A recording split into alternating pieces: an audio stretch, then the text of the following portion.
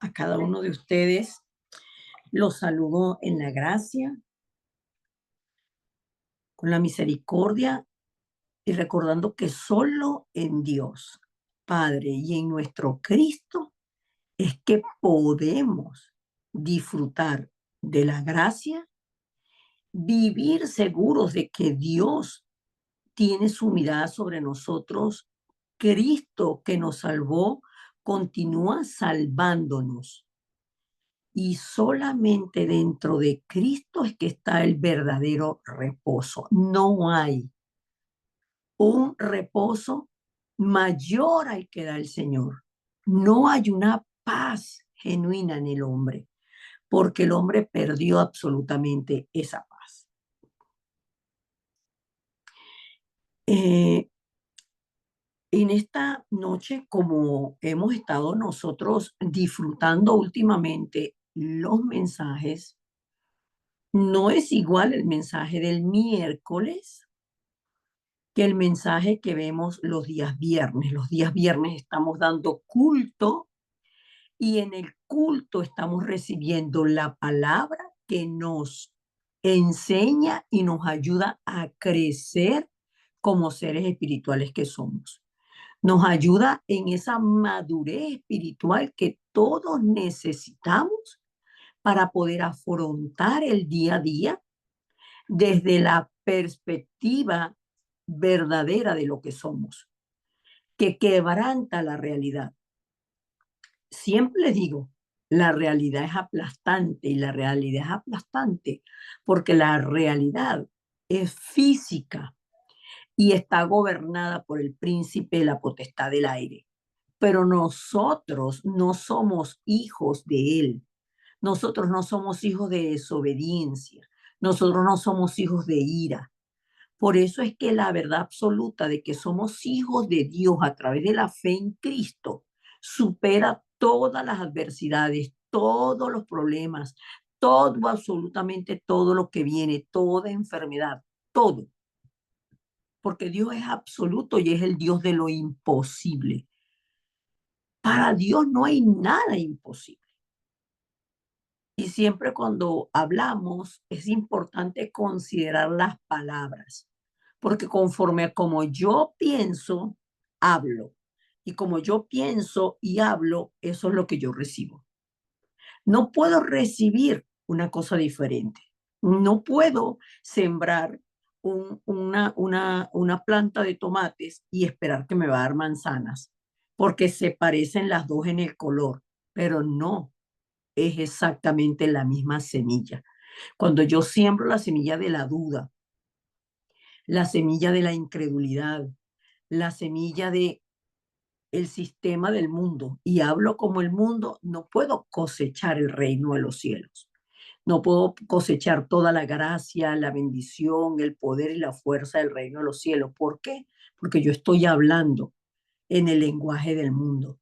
Y el lenguaje del reino de los cielos es el Espíritu de Dios, la palabra viva que es Cristo y el dueño absoluto que es el Dios Trino. Amén. Dicho esto, vamos entonces, estábamos nosotros compartiendo hasta la semana pasada lo que es el equipo de evangelismo. Ahora el equipo va a hacer el evangelismo. Hoy entonces vamos a ver qué es el evangelismo. Y vamos entonces a, a comenzar con la palabra para que ustedes busquen la palabra en sus Biblias y busquen la palabra el Evangelio, en el Evangelio de Mateo.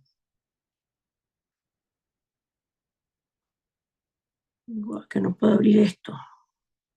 Ahora sí. Mateo, capítulo 16, versículos del 13 al 20. Para nosotros es sumamente conocida esta palabra porque en esta porción de Mateo se encuentra la confesión de fe, el fundamento sobre el que descansa la iglesia de Cristo. La confesión de que Jesús es el Cristo, el Hijo del Dios viviente. Pero veamos lo que dice específicamente la palabra. ¿Dónde estaba el Señor Jesucristo? ¿O quién es el que está diciendo esto? La palabra, por supuesto, que dice que nos da claramente la especificación de dónde estamos. Pregunto, ¿se ve la pantalla que estoy compartiendo, William? Sí, pastora, se ve excelente. Gracias. Ouch. Entonces, ¿qué es el evangelismo? Dice la palabra del Señor. Viniendo Jesús a la región de Cesarea de Filipo, preguntó a sus discípulos diciendo, ¿quién dicen los hombres que es el Hijo del Hombre? Ellos dijeron, unos Juan el Bautista, otros Elías y otros Jeremías o alguno de los profetas. Él les dijo, ¿y vosotros? ¿Quién decís que soy yo? Respondiendo Simón Pedro dijo, tú eres el Cristo, el Hijo del Dios viviente. Entonces le respondió Jesús, bienaventurado eres Simón, hijo de Jonás, porque no te lo reveló carne ni sangre, sino mi Padre que está en los cielos. Y yo también te digo que tú eres Pedro, y sobre esta roca edificaré mi iglesia, y las puertas del Hades no prevalecerán contra ella. Y a ti te daré las llaves del reino de los cielos, y todo lo que atares en la tierra será atado en los cielos, y todo lo que desatares en la tierra será desatado en los cielos. Entonces mandó a sus discípulos que a nadie dijesen que él era Jesús el Cristo. Y la confesión de Pedro, que se llamaba Simón para ese momento, y el Señor le cambia el nombre, vemos en la palabra que el Señor, y se utiliza mucho lo que es cambiar los nombres. Cuando él confiesa, el Señor Jesucristo le dice a él, y yo en el versículo 18 también te digo que tú eres Pedro. Y sobre esta roca, sobre esta confesión que tú acabas de hacer, edificaré mi iglesia. Por eso es que nosotros que somos iglesia debemos tener nuestra vida edificada en Cristo, que es la roca, edificada en la confesión de que Jesús es el Cristo, el Hijo del Dios viviente. Por eso yo les insisto últimamente mucho a que ustedes piensen por qué Jesús es el Cristo. ¿Qué significa que Jesús es el Cristo? ¿Por qué yo necesito a Cristo? Y Jesús es el Cristo porque Jesús es el enviado de Dios. Jesús significa Salvador. Jesús es el Salvador de la humanidad, enviado por Dios para librarnos de la muerte, de la maldición y del pecado. Entonces, nos libra a través de su sacrificio perfecto. Él consumó la salvación, nos trajo nuevamente a ser uno con ellos, con el Dios Trino. Y Jesús es el Cristo porque es el único que ha cumplido el oficio como profeta, abrió el camino para nosotros que estaba cerrado. Nosotros no podíamos ir al Padre por causa del pecado original. El problema fundamental del hombre es que está separado de Dios. Y Cristo es quien nos reconcilia con Dios. Cristo es quien nos reconcilia con el Padre, abre el camino, muestra la verdad y nos mantiene a nosotros en la verdad, porque el sistema de Satanás es un sistema de engaño constante y nos da una vida que Dios preparó para nosotros con propósito. Nos permite a través del poder del Espíritu Santo saber el plan que Dios tiene para nosotros. Y Dios dice en su palabra, yo sé los pensamientos que tengo acerca de ustedes, pensamientos de bien y no de mal, para darles el fin que ustedes esperan. Y Jesús es el único que nos libró de la ley del pecado y de la muerte, venció a Satanás, nos libró porque sobre nosotros estaba la condenación de esa ley. Y esa ley era imposible abrogarla, eliminarla. Y Jesús cambió la ley para que nosotros vivamos ahora en el espíritu de vida, en el aliento de vida, con el aliento de vida que Dios le dio desde el principio a Adán. Desde el principio Dios le dio al hombre el aliento de vida, que es el espíritu de Dios, pero el hombre lo perdió. Ahora tenemos una nueva ley. Vivimos conforme a la guía del Espíritu Santo. Por eso necesitamos la llenura del Espíritu Santo. El evangelista necesita la llenura del Espíritu Santo y el evangelista vive como un ser espiritual alimentado de todo lo de Dios a través de la palabra, de la oración y del evangelismo. Ese es el evangelista. Entonces, el evangelista no puede dudar de que Dios está con él. No puede, un evangelista, o sea, no puede ser evangelista una persona que duda de que Dios está con él. Una persona que duda de la fe. No puede. Y cuando el evangelista medita, Dios está conmigo, Dios está conmigo. Y comienza el Hijo de Dios a meditar en la identidad que tiene. ¿Quién soy yo? ¿Qué poder tengo? ¿Y para qué fui creado? Y nosotros que ya hemos estudiado en muchas oportunidades el mensaje del camino de salvación y lo tenemos ordenado, sabemos que a través de Cristo y la fe en Cristo hemos sido hechos hijos de Dios. Y como hijos de Dios, nosotros tenemos la vida espiritual y la comunicación permanente con Dios a través de la oración, porque nosotros somos templo y morada del Espíritu Santo. Estoy hablando de las bendiciones representativas del creyente. Esas son mis bendiciones, son mías, nadie me las puede quitar, porque me lo ha dado Dios. Nadie me las puede quitar. Y como hija de Dios, sé que oro y tengo respuesta para todo a través de la oración. La respuesta puede ser inmediata, la respuesta puede ser espera, la respuesta puede ser no, pero el no también es una respuesta de Dios. Y sé que tengo un enemigo espiritual, pero sé que tengo la autoridad del nombre de Jesucristo, que ahora Jesús es el hombre fuerte, porque Jesús en Mateo 12, del 28 al 30, pone un ejemplo a los judíos que están diciendo que él echa fuera los demonios, el demonio del hombre que tenía una mano seca, un demonio lo tenía así, paralizado. Y el Señor Jesucristo ora por él, lo liberta y el hombre es sanado.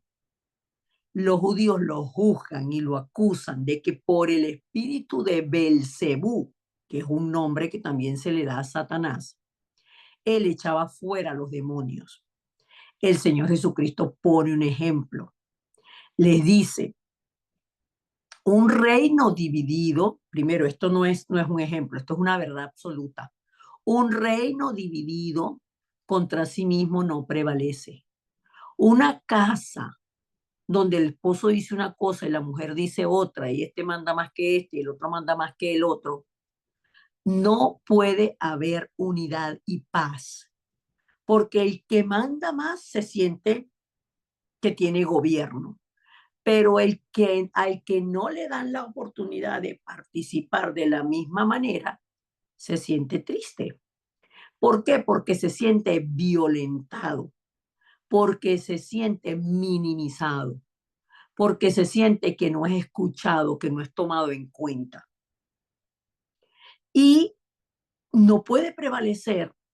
¿Por qué? Porque los hijos que están creciendo bajo ese patrón no van a tener, no tienen un modelo sano de familia.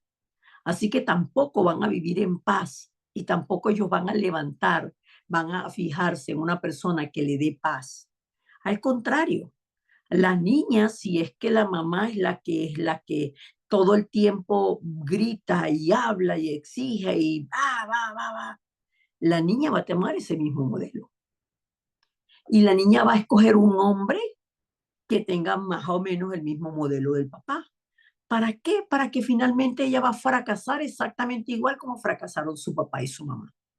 No lo digo yo, no lo digo yo.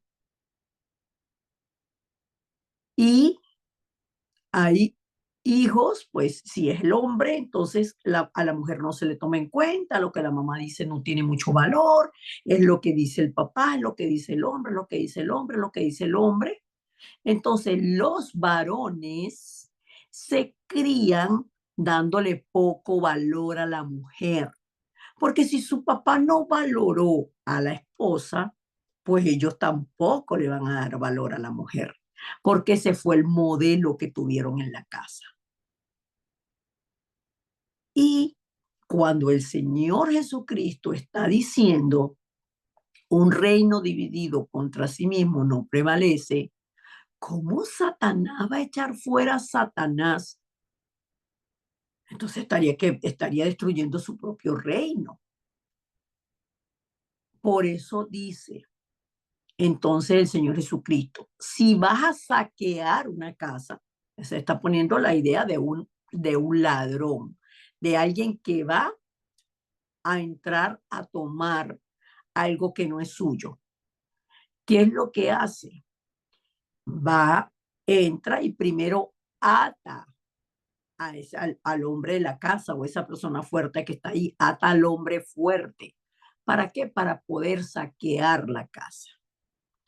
Pero el botín que tenía Satanás, el derecho sobre la muerte, el pecado, ¿sí?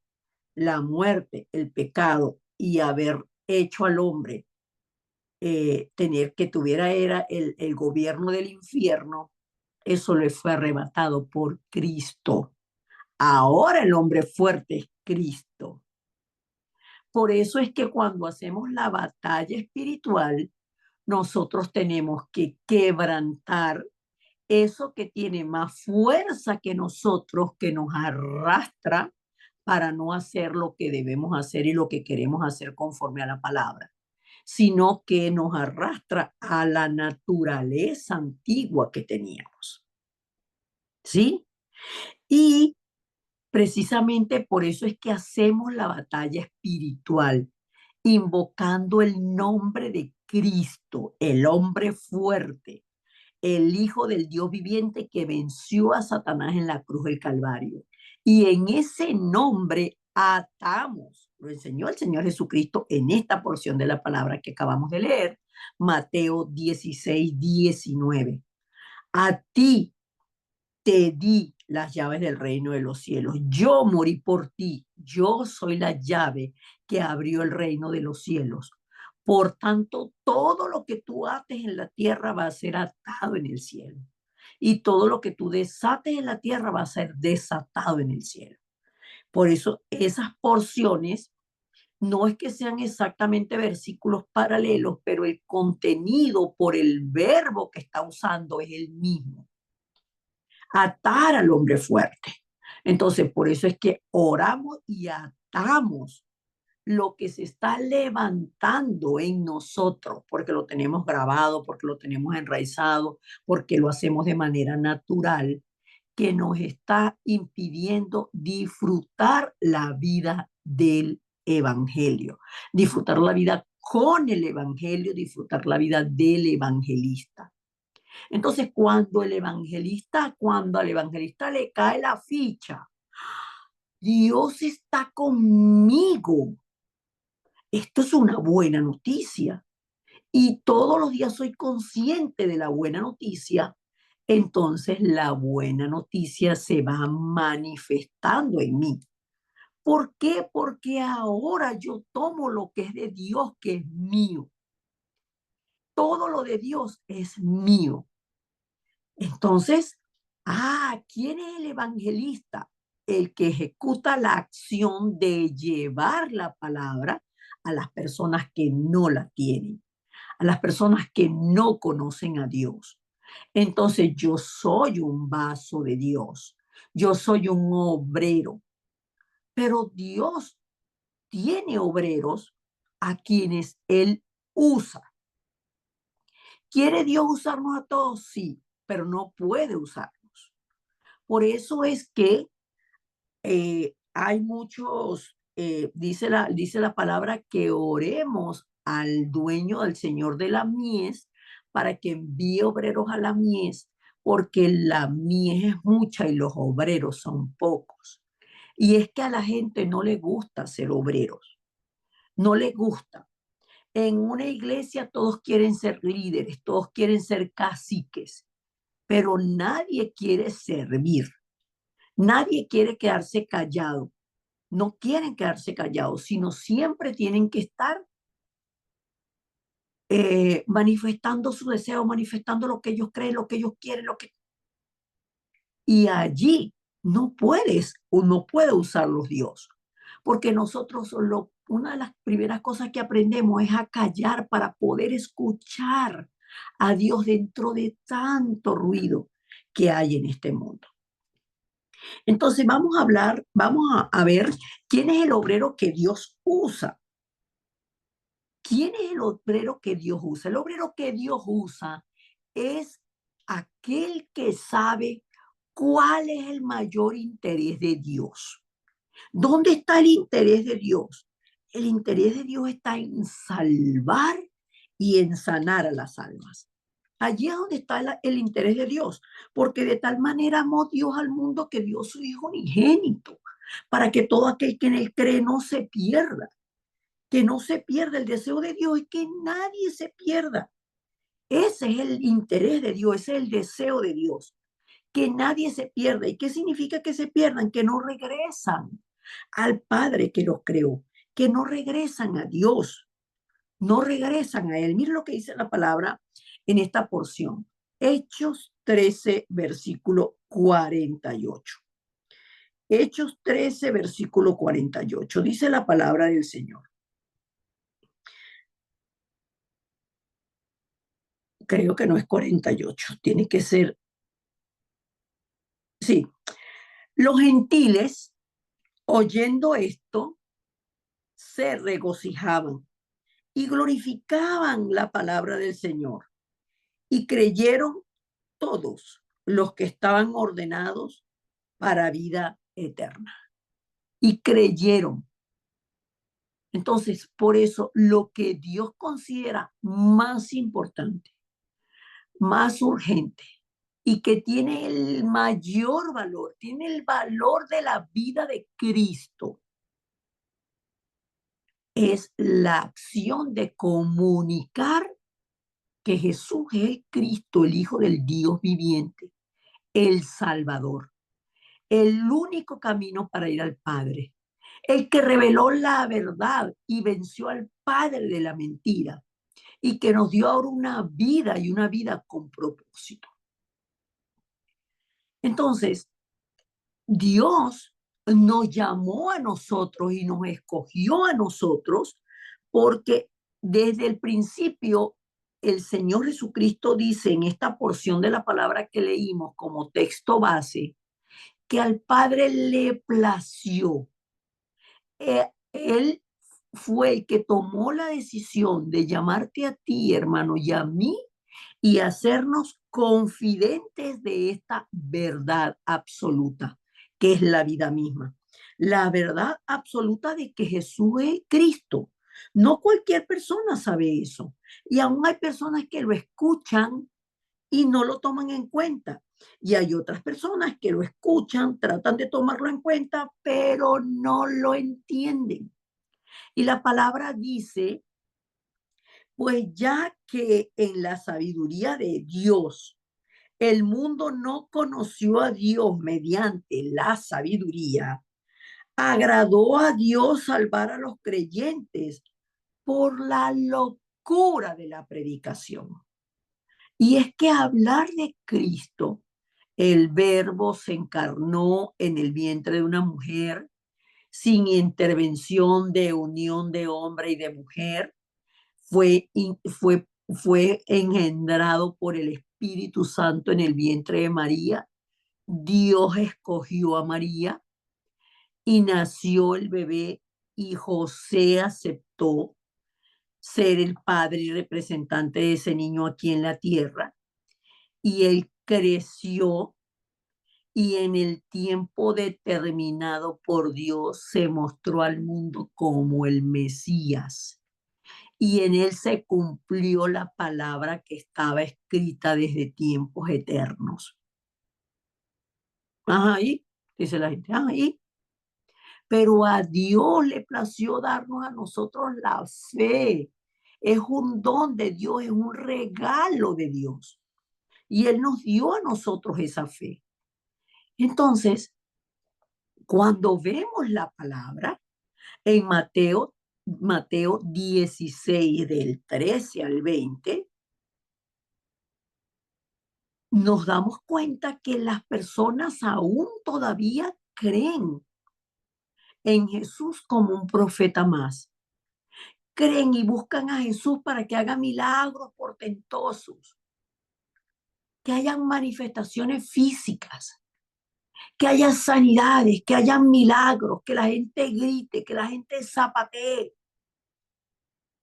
Pero es todo eso, no pueden ver a Cristo como el Hijo del Dios viviente, la solución al pecado original del hombre, el único que nos saca y nos salva del pecado original y nos trae nuevamente a la condición que era en un principio. No pueden ver a Cristo de esa manera. No pueden tomar a Cristo como la roca en la cual afirmarse y no moverse de la palabra, no moverse de la oración, no moverse de la buena noticia, sino creer la buena noticia y vivir dentro de la buena noticia. No pueden creer que no hay nada más. No hay otro camino, no hay otra verdad, no hay ninguna otra forma de venir al Padre. No hay otro método para que el hombre sea feliz. No hay nada más. Por eso el Evangelio es tan sencillo y a la vez es tan profundo que nunca terminamos de aprender y de conocer a Cristo, de conocer a nuestro Dios Trino. Entonces, el obrero que Dios usa es quien conoce a Jesús con precisión, como el verdadero profeta. Él es el que anunció. Él se anunció y se mostró como el camino. Él anunció lo que había de venir. Él les explicó a los discípulos que él tenía que irse. Los discípulos se entristecían porque no entendían.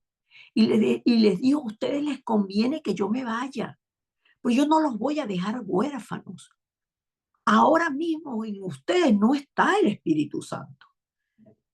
El Espíritu Santo está con ustedes porque yo estoy con ustedes. Pero cuando yo me vaya, el Espíritu de Dios lo va a guiar a toda verdad, va a estar en ustedes, va a vivir en ustedes, ustedes van a ser templo de Dios, va a ser espiritualmente un estatus diferente, un estado espiritual de poder que van a tener ustedes. Todo eso lo enseñó el Señor Jesucristo, pero no podemos, al no meditar, hermano, nosotros necesitamos meditar, leer, pensar, meditar. Y ahí viene el, wow, Señor, me escogiste a mí, que no tenía ninguna manera. Y ahora yo sé cuál es el camino. No hay otro camino al Padre sino tú, Señor Jesús.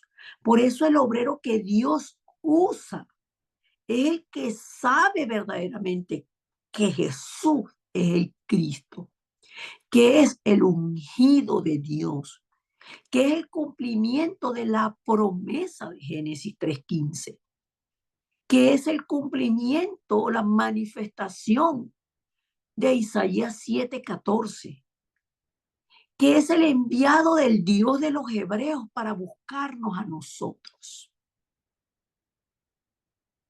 Entonces, el Señor usa a quienes conocemos, pero no conocer aquí, sino a quienes conociendo nos maravillamos de estas verdades absolutas, de estas verdades espirituales y las hacemos nuestras. Yo hago mío esto, porque el nombre de Jesús me da a mí una convicción, me da a mí una alegría. Yo disfruto de una bendición que para mí es imposible tener. Yo no puedo, yo no puedo, yo no puedo atar a Satanás. No podía en ese momento. Ahora puedo atarlo en el nombre poderoso de Jesús. Entonces, ¿a quién usa Dios? Hay quien tiene esta gracia. Y por eso mi manera de saludarlos a ustedes no es cualquier manera. Gracia, gracia, gracia. Porque hemos recibido de Dios la gracia que es en Jesucristo, que me ha hecho hijo de Dios, que me ha salvado. Y yo tengo la evidencia de la salvación. Entonces, eh, cuando Jesús entregó su vida en la cruz del Calvario, cuando Él murió en la cruz, cuando Cristo murió en la cruz, el poder de Satanás y el pecado fue destruido. Y Satanás creía que hasta ahí llegaba Dios, hasta ahí llegaba Dios con la obra de Cristo. Pero Cristo resucitó al tercer día. Entonces, cuando yo sé cuál es la bendición de ser hijo de Dios y que yo tengo la evidencia de la salvación, ¿por qué tengo la evidencia de la salvación? ¿Cómo sé yo que yo tengo la evidencia? ¿Qué es tener la evidencia? ¿Qué es tener la evidencia? Pues cuando yo tengo en mí la convicción de lo que dice la palabra. Y la palabra, por eso es que les digo que las personas pueden, le buscan mucho, piensan y piensan y le buscan otras cosas a la sencillez de la palabra y pierden la pureza y la sencillez por estar buscando dentro del humanismo una comprensión que no la van a encontrar a su manera, porque tiene que ser a la manera de Dios. Estamos hablando de que Dios usa a quien ha recibido la gracia de Jesucristo, quien sabe la bendición de ser hijo de Dios y sabe cuál es la evidencia de la salvación. Dice la palabra en primera de Juan 5 del 11 al 13. Y este es el testimonio, que Dios nos ha dado vida eterna y esta vida está en su Hijo. El que tiene al Hijo tiene la vida. El que no tiene al Hijo de Dios no tiene la vida. Estas cosas os he escrito a vosotros que creéis. ¿Quién es el obrero que Dios usa? El que cree en el nombre del Hijo de Dios, para que sepáis que tenéis vida eterna y para que creáis en el nombre del Hijo de Dios. Y esta es la confianza que tenemos en Él, que si pedimos alguna cosa conforme a su voluntad, Él nos oye. Entonces, por esta noche vamos a dejarlo hasta acá para tener el tiempo de fórum y para que ustedes puedan también, yo les recomiendo que estas porciones de la palabra que hemos leído hoy las puedan revisar, la puedan leer, la puedan escribir y puedan orar diciéndole al Señor, Señor, yo quiero ser un obrero que tú uses. Yo quiero ser un vaso útil en tus manos. Yo quiero ser, Señor, yo quiero tener la evidencia de tu respaldo. Yo quiero ser, Señor, pescador de hombres. Yo quiero ser, Señor, útil. Yo quiero ser, Señor, el obrero que tú deseas. Amén. Vamos a orar. Amado Dios y Padre, gracias por el privilegio de la vida que es en Cristo Jesús, Señor nuestro. Hoy confesamos que tú eres el Cristo, el Hijo del Dios viviente. Y te damos gracias, Padre, por habernos dado esta revelación. Hoy nos aferramos a ti, Cristo, que eres la roca, y te pedimos que nos levantes sobre esta confesión. Que no nos movamos ni a diestra ni a siniestra, sino que seamos rocas inamovibles dentro de ti, en tu palabra y en el llamado que tú nos has dado, porque tenemos una certeza. Las puertas del Hades no prevalecen contra la iglesia, no prevalecen contra nosotros cuando tenemos esta confesión como estilo de vida. En tu nombre, Señor Jesucristo, atamos todas las fuerzas de la oscuridad que quieren engañar nuestros pensamientos, que quieren engañar nuestras emociones, que nos quieren mover conforme a lo que sentimos, a lo que nosotros pensamos y no conforme a tu palabra. Lo atamos porque sabemos que lo que nosotros atamos en la tierra, tú lo atas en el cielo. Tú eres la llave que abrió la puerta del cielo para nosotros que estaba cerrada porque fuimos echados del huerto del Edén. Pero hoy, Señor, podemos disfrutar nuevamente de esta bendición. La bendición de estar contigo, la bendición de que tú estás con nosotros y la certeza de que el que te tiene a ti, Cristo, tiene la vida, que tenemos vida eterna en ti, pero también mientras estemos en esta tierra, tenemos una vida con propósito, ser los obreros que tú utilizas para hacer la evangelización. Oramos mirando las 237 naciones y las 5.000 tribus. Oramos, Señor, por cada hombre y por cada mujer que no te conoce, para que en tu plan y tu propósito perfecto tú muevas, Señor, a los obreros a la mies, para que haya salvación, sanidad, vida eterna y la victoria tuya, Señor, sobre Satanás, que quiere mantener a los hombres engañados con su sistema del mundo. Danos el poder que vence al príncipe de la potestad del aire. Que tu reino descienda sobre nosotros, que las obras de tu Santo Espíritu que se cumplen en nosotros se cumplan también en las vidas de los que no te conocen, Señor, a través de la predicación de tu evangelio, de tu buena noticia por nuestra boca. Oramos con acción de gracias en el nombre poderoso de Jesús. Amén y amén. Sigue apagada mi cámara.